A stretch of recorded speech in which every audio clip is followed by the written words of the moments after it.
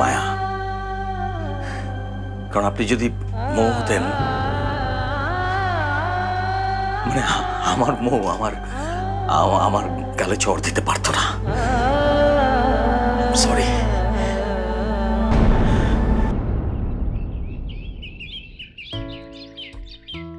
দাও ঘড়িটা প্লিজ। ওহো, আজ অনেক বেশি দেরি হয়ে গেল অফিসের জন্য।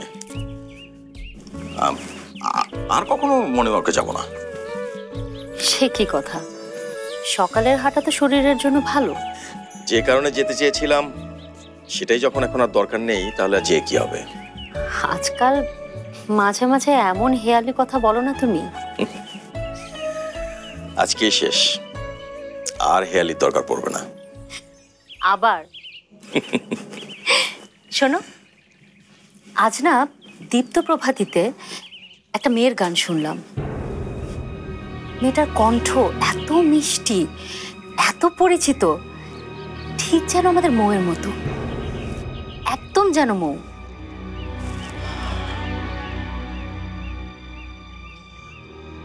স্বামী, সে মৌয়ের মতো, মৌ না।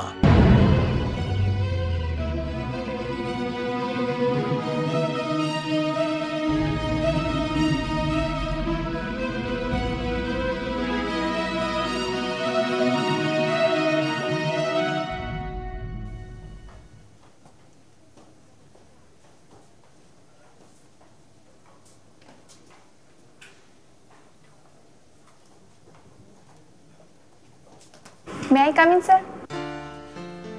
Yes, come in.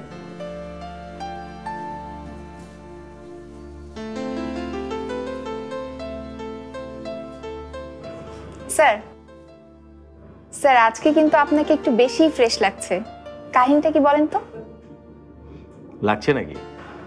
এটা নিশ্চয়ই সোনার হরিণের জন্য। তার মানে আপনি যাকে ভেবেছিলেন তিনি সেই?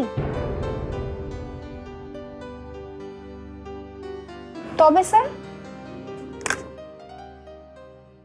মানুষের জীবনটা অনেক অদ্ভুত জিনিস। ইচ্ছে করেও কখনো কখনো সে ভুল করতে চায়। ভুল জিনিসটাকে সে সঠিক ভাবতে চায়। এই যেমন ধরো, আমি জানতাম যে মায়া কখনো মৌ হতে পারবে না, কারণ মৌ তো এই পৃথিবীতেই নেই। মৌ কেবলমাত্র আমার আর স্বামীর ভেতরেই অবস্থান করছে। তবুও মায়াকে দেখে মনটা কিরকম যেন নেচে উঠল। মনে হলো ভুল যদি হয় হোক না, যদি এমন কোনো মিরাকেল ঘটে তাহলে ঘটুক না।